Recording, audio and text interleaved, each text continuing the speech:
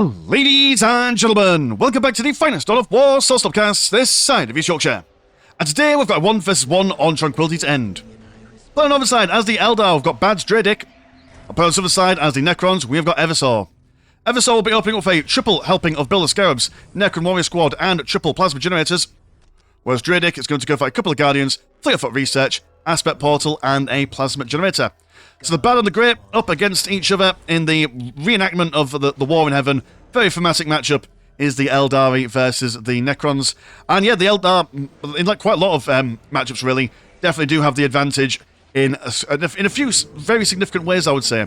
So one thing that Eldar players like to do with their Burnsingers specifically in a Necron matchup is they give them their Wraithburn upgrade research, and they're able to teleport over, basically spaff over all of the Necron monolith stuff, which then stops it from producing units. It's a bit of a problem because Necrons only have one unit production building, so it can really hamper them and slow them down, so got to make sure that you keep your peepers peeled in case any of the Burnsingers come on down.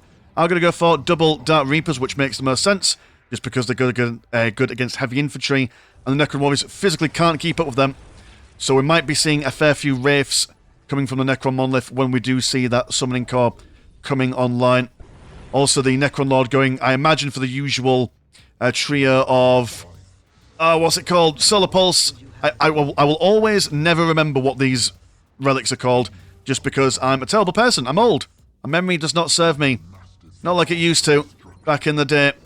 But Fleet of Foot has been finished, and I imagine a two-pronged attack to see if they can snag the strategic points from either side. Maybe one squad comes in, causes some issues, and the other one does the capping nonsense. Considering that the Builder Scarabs can't exactly do much, they've got no attack. They just stand there, which is a bit sad for them. Necron Warriors have seen these guys and will push them backwards. Bear in mind, though, that the Dark Reapers are quite expensive to replace at 70 blue, so you don't really want to engage in any kind of unnecessary fights if you can avoid it. Just bobbing and weaving, minding their own business. Necron Warriors, by the time they walk over here to scare these guys, they'll know... Oh, you're not going to go for these? Oh, because there's a Builder Scarab squad that you can kill. Right, okay, fair enough. That makes sense. Or don't. Just let them go. Let them be free, man. Let them be free. Make love, not war. That's what they say in the 70s. Was it the 70s when that love thing where there was a girl that put a flower in the gun? Or was that the Watchmen? Was that a real event that happened? Who knows? It was all in the past. All in the past. So it doesn't really exist anymore. That's how it works. That's how history is. Yep. It's I know, maybe a bit Orwellian, but there we go. Either way, Dark Reapers pushing into the Necron base, but Necron saying no thank you. Builder Scarab's actually going on for a bit of a journey. Where are you going and for why? It's Rift Term, not Wraithburn. Mr. Landshark, you silly Billy. Only just getting now the inner listening shrines. Oh, because he went for the outside ones first and foremost. Now the Builder Scarab's just going to sit here, menacingly. Ooh, what are they going to do? You don't know. Force one whole squad of Dark Reapers to come back home, just in case it decides to build up a blooming ghost turret or something like that. So I'm just going to go to the northernmost point. And again, sit there, menacingly. Ooh, what are we going to do? We're up in the rafters, you buggers. You can't get us. We're just little crafty scarabs doing our thing. Dark Reapers are now fully fledged. They've got their Reaper Excite, which increases the damage for all the models inside the unit. What are you doing? Yeah, I mean, finish him off, Dreadick. Before he builds up a ghost turret. And that's exactly what it's doing. There we go. Just waiting for it. And they will come in and finish these Builder Scarabs off. Would love to see the Fleet of Foot being turned off there.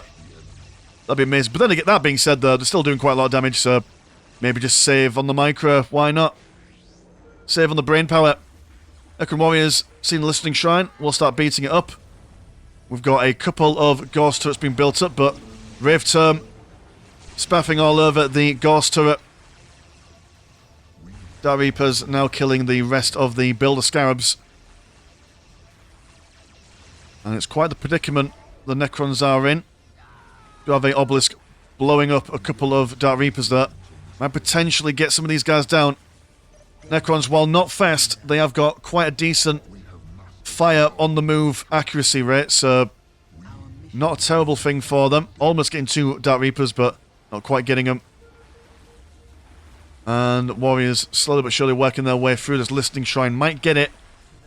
But the Guardians will charge in, I assume, close combat. Doing their spinny kicks and stuff. Teleport back home, that listening shrine survives for another day. Current economy is 97 and 10. Compared to 60% and 80. 80 is quite a mighty fine economy for the Necrons at the moment. 60% as well. It's also quite a good speed, so that tier 2 will be coming for them pretty quickly. Now we're going to see a couple of plasma generators and a soul shrine. Awesome. Ooh, we're going to see some howling banshees. That's fun. At least you've got the aspect stone for it. Whether we will see them or not. I mean, I can't imagine why you would want to go for some. Because the Necrons could just throw out some flayed ones and breaking morale and such, but... oh well, never mind. Necrons also have not gone for their disruption fields research. And no Necron Lord. Well, I suppose, again, the Dark Reapers can just run away, can't they? But still, though, you would expect a solar pulse or two just to keep these guys away from certain areas. I mean, fair enough, like, if you pop it here, they'll just fall back, but then at least... or maybe if you just pop one here, that forces them to basically either push through and engage inside your base, or attack somewhere else, but it just basically locks off a certain area for a little while. I'll be thinking about it. There's more Bill Scarabs! What were you planning on doing? Not much. Not much in all fairness. Okay, alright. Well, Necron Warriors are finishing off the listening shrine. We do have the Forbidden Archive, so I assume, a Necron Lord? Question mark? You've not got the money for one. 150 is Necron Lord, if memory serves. There's the Howling Banshees, and they're keeping their fleet of foot on just to keep on top of the Necron Warriors. Just to make sure they're not firing back at the Dark Reapers. We'll start to now come round on the left-hand side. Couple of warrior squads that they can get a little bit of damage done to.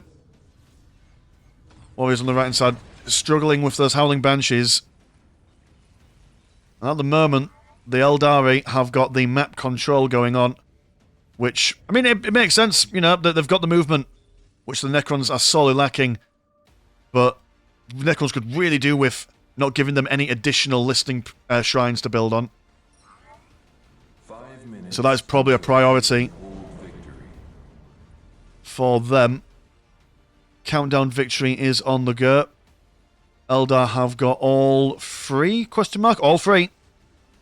So Necrons will need to decap 2 of them. I'm going to send a squad of Builder Scarabs over on the left-hand side. Necron Lord has been finished.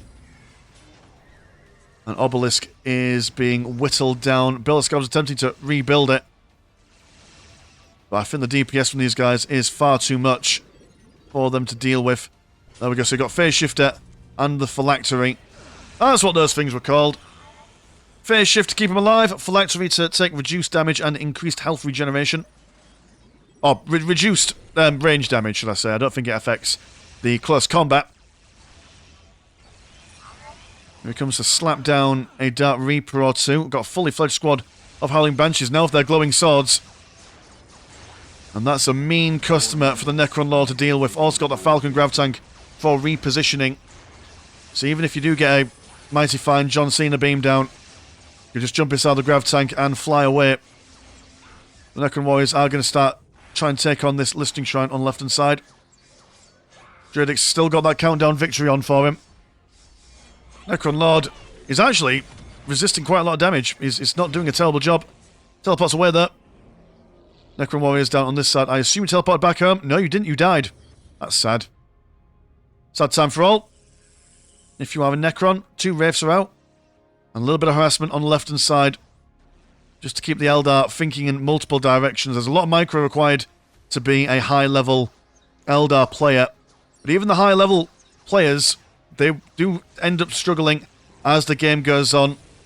There's a limit to the amount of small things that you can do any one given time before your brain just goes kaput. But I like it, the Dark Reapers are just bobbing and weaving around the Grav Tank. We now have the Wraiths inside the base, slicing up the plasma generators, which has forced the Howling Banshees to go back home. So some dividing and conquering there. Also, the Necron Lord is single-handedly going to town against the Dark Reapers. Will jump away there.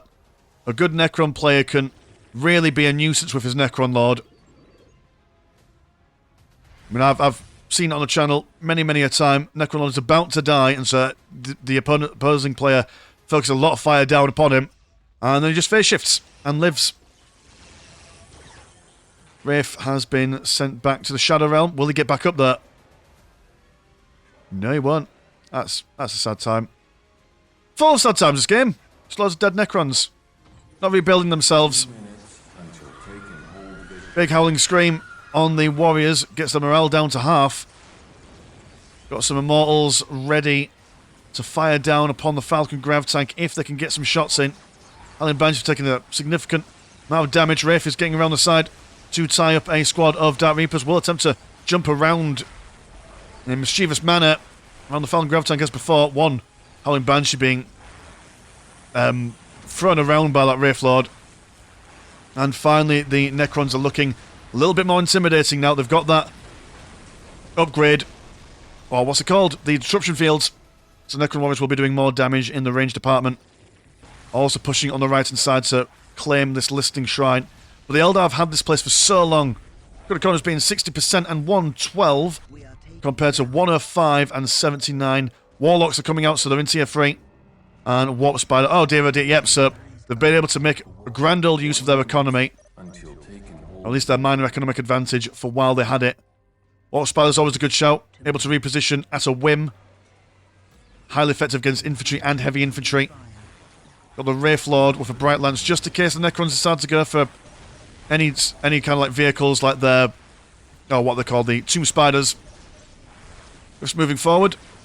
Necrons laying siege. Immortals doing some good damage. There's actually the Soul Shrine there. If they can kill that Soul Shrine, that would do them a major boon. But to be fair, though, that is got 4,000 health as opposed to the lower health Plasma Generator and Listing Shrine. Like Badger jumping straight on top of the Immortals. Warlocks also getting involved, the Necron Warriors, Guardians and such, providing that firing support. And a beautiful Falcon Grav Tank dropping down the Dark Reapers on top of the Immortals. That's them dead. And it should have really probably teleported those guys home a little bit earlier. Necron Lord there, phase shifts, like I say, all that firepower coming in and does bugger all. Alive and well, alive and kicking. Well, I mean, as alive as a Necron can be, I suppose. Suppose they are technically alive, aren't they? They've just got no souls. So yeah. I was going to make a ginger joke then, but I'm not going to because that was very, done. South Park did it. I'm not going to steal their material. I'm a man of integrity, don't you know? So Wraith is inside the base. He's phase shifted, and what's the strategy for everyone at the moment? The Eldar basically are on point with this. I think they've got the right unit composition. I think Warp Spiders is the most ideal thing to go for when you're up against a mass of Necron warriors. I'm going to see a second Necron monolith there for double production. Also Pariahs, so tier 3 for the Necrons as well. Eversor, good choice, as those Pariahs can go toe-to-toe with the Howling Banshees. Any damage that they do also slows people down. And that slowdown basically exists until the individual who inflicted that slow debuff is killed. So that's a neat little thing. Are we going to see an Avatar of Cain? That's what I want to know. They've got a relic. They just need that extra little bit of research, don't they? But there's stuff going on. All spiders are over here. Wonderful synchronicity in the firing pattern of these Necron warriors. No Immortals on them though, so this Wraith Lord is going to be out and about. Got the Seer Council, all with... Bearing in mind that not only have they got a lot of health, but this whole entire squad is commander armor as well. And they're just really difficult to kill. But the Pariahs, giving the old boof around the chops. And that will keep them on the low and slow. As Necron Warriors attempt... I mean, that's a large firing line for the Warriors to deal with. Especially when there's Howling Banshees punching them around the head, around the noggin. Becomes a destroyer. And that will certainly be adding to the range DPS of the Necrons. And much needed, actually. There's a lot of infantry for them to get through. But that Wraith Lord is also going to be a bit of a pain, as he could just tie it up in close combat. And I would probably fancy the Wraith Lord's chances against the Destroyer. A lot of different minor engagements going on at the moment. On the left-hand side, Warp Spiders versus the Destroyer. The Destroyer will be taking all that damage on the chin. John Cena Beam right in the little valley, preventing the Eldar from firing, but thankfully the Falcon Grav Tank can reposition those Dark Reapers. Howling Banshees, yeah, you know what? I was umming and ahhing about the Howling Banshees, but I'm feeling them now. I'm really feeling them. But again, like I say, if there were some flayed ones, it'd be a different story, but no, they are doing the craft world's work. Constant Wraith Spin thrown out. Not super expensive, he says. It's actually 60 green.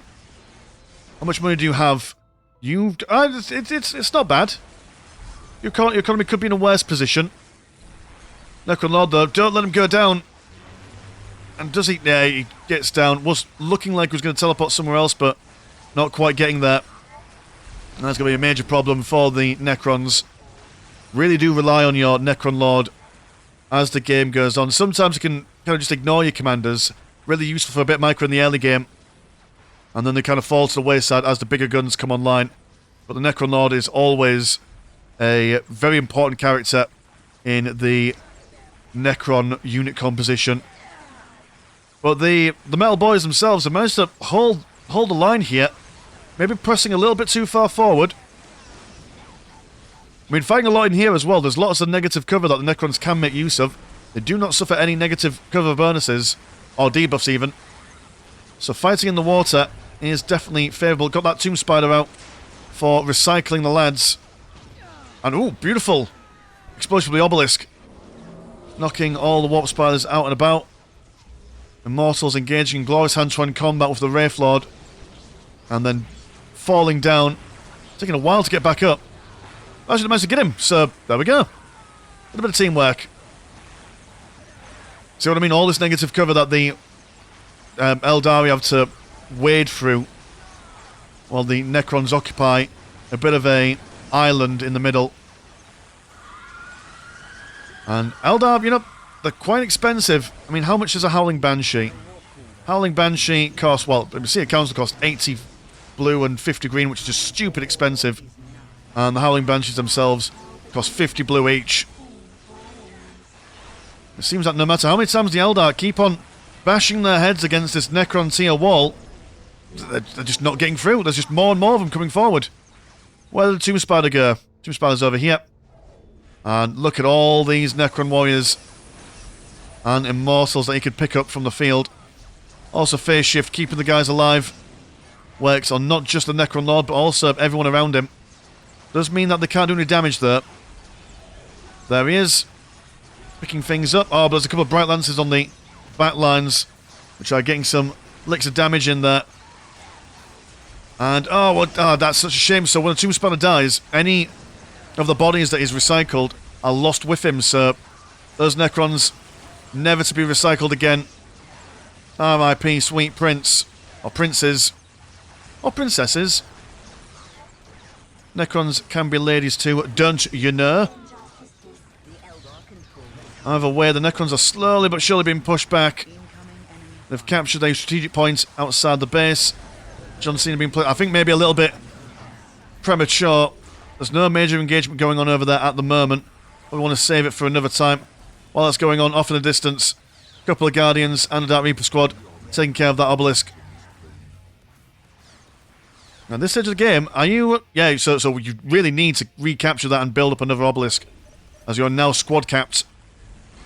That being said, though, Tomb Spider can make you go over your natural squad cap without the need for an Obelisk, but then, of course, you've then got to build another Tomb Spider, which are expensive. But not building anything. He's got the required amount of lads. Those Pariahs are still alive. Against all the odds. All the odds and sods. Got the Dark Reaper squad on the left-hand side. It's a little bit cornered here.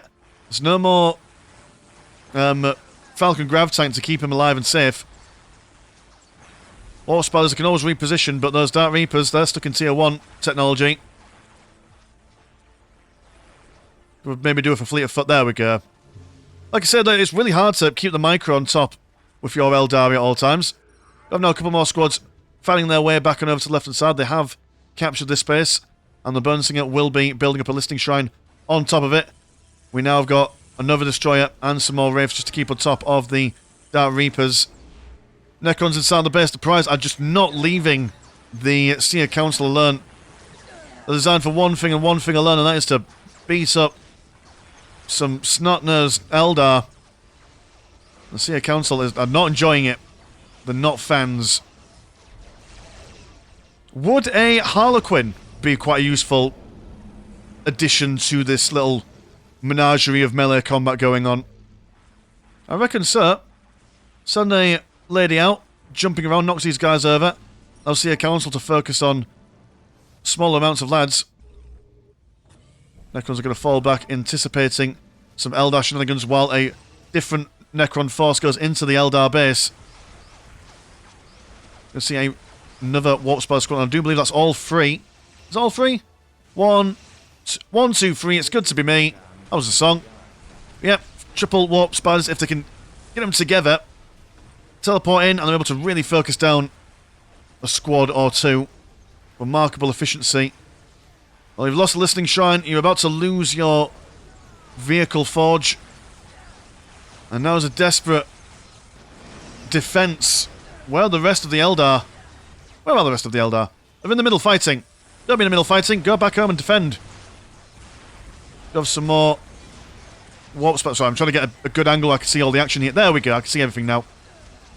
A couple of Warp Spiders on the back lines. One of them stuck in the middle, being beaten up by the Priors. We'll teleport behind all the buildings. Seer Council still alive with 7 models. And they're just on constant reinforcement. And the Necrons teleporting back home for now. Eldar holding up a good defense. Immortals are down. Constant Wraiths on the way. Necron Lord is going to be rebuilt. When did you die, Necron Lord? Well, probably sometime during this game, I imagine. Let's have a look at the economies one more time. 75% and 110 compared to 103 and 37, so taking quite a beating, actually. But they've already got plenty of green money saved up, so... I mean, you'd think that doing a lot of plasma generator damage would be amazing, but, I mean, the damage has already been done in the form of collecting those resources. So the Necrons should have really started bashing the Listening Shrines. But how do you know, you know? How are you supposed to know? Necron is back on his feet.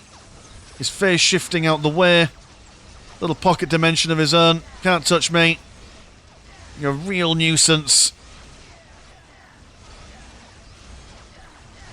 But that's not going to stop the Seer Council and the whole entire Eldar army from just firing as much as they can. And he will continue firing.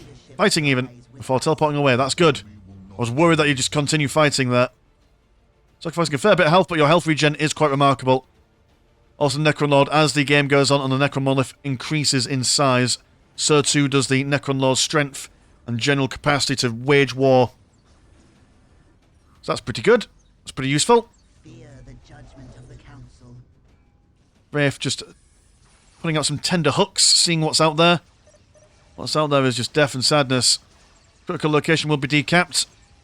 But I think that the phase shift will fade before it's able to finish it off. If you phase shift just as you're about to start capping the critical location, it is my impression that the phase shift lasts for the whole decapping time. I got back up before going down again.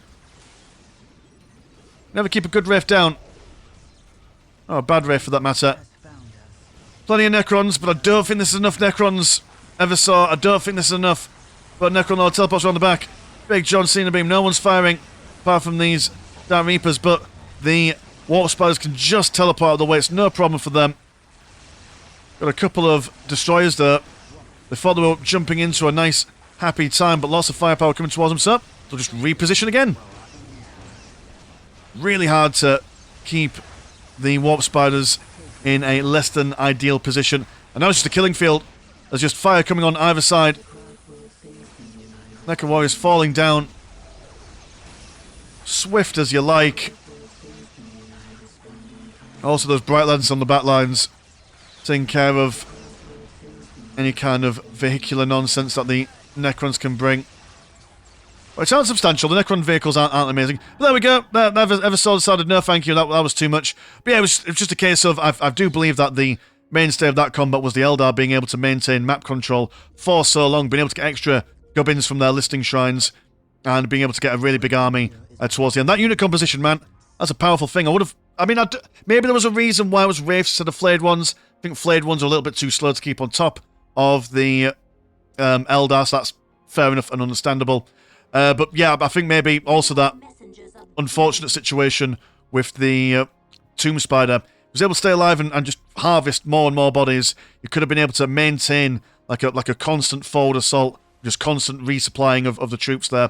But there we go. So cheers for watching at home, and if you want to support the channel, have a look at the old Patreon. £1 a month gets you once a game a week, and there's also Discord where Discord things happen. Link to the description as always. As been Mr. Landshark, pleasure's always never short, and I'll see you in a bit. Peace.